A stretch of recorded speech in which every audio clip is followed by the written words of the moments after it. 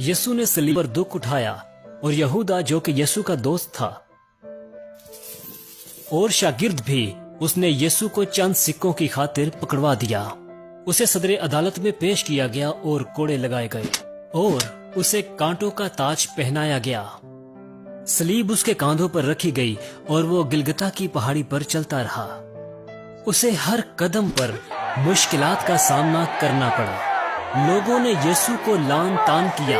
اس نے باپ کی مرضی کو پورا کیا اور پیچھے مڑ کر نہ دیکھا اور صلیب اٹھا کر چلتا رہا۔ بے شک وہ چاہتا تو وہ آسمان سے آگ برسا سکتا یا فرشتوں کو حکم دیتا کہ اس کی جان بچائے، مگر اس کا مقصد اپنی جان بچانا نہ تھی، بلکہ وہ صرف اور صرف آپ کو بچانا چاہتا تھا۔ صلیب تک کا سفر خدا کا ایک منصوبہ تھا، جو کہ ہمارا خدا کے ساتھ ایک رابطہ قائم کرنے کا وسیلہ تھا۔ بہت بار ہم دکھی، پریشان یا ایسے غلط فیصلے کر جاتے ہیں جو ہمیں کوئی سکھاتا تو نہیں، مگر پیدا ہوتے ہی ہم ناراضگی اور خود غرضی کے گناہ سے گھرے ہوئے ہوتے ہیں۔ مگر صلیب کے اوپر یسوع کے بہتے ہوئے لہو نے حکموں کی دستاویز مٹا ڈالی، جو کہ ہمارے نام پر اور ہمارے خلاف تھی۔ اس پاک لہو کے وسیلہ سے ہمارے اوپر جو گناہ کا غلاف تھا ہٹا دیا گیا۔ اس کا لہو جو ہمارے لیے آسمان تک جانے کے لیے ایک ایسی ٹکٹ ہے۔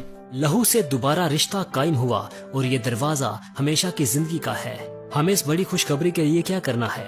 کلام مقدس بیان کرتا ہے، اگر تو اپنے منہ سے یسوع کے خدا ہونے کا اقرار کرے اور اقرار کرے کہ وہ مردوں میں سے جی اٹھا تو تم نجات پاؤ گے۔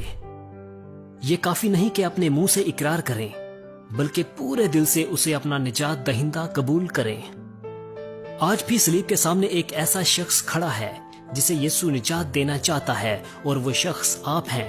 آپ یسوع سے کہیں، یسوع تیرا شکر ہے کہ تو نے میرے لیے اپنا خون بہایا۔ یسوع میں تجھے آج اپنا دل دیتا ہوں۔ میں یقین رکھتا ہوں کہ تو نے میری خاطر صلیب پر جان دی۔ مجھ پر مہربانی کر اور مجھے اسی وقت نیا دل اور نئی زندگی عطا کر۔ خدا آپ کی دعا کو ضرور سنے گا اور وہ آپ کی دعا کا جواب ضرور دے گا، کیونکہ روح القدس جو ہم کو بخشا گیا ہے، اس کے وسیلہ سے خدا کی محبت ہمارے دلوں میں ڈالی گئی ہے۔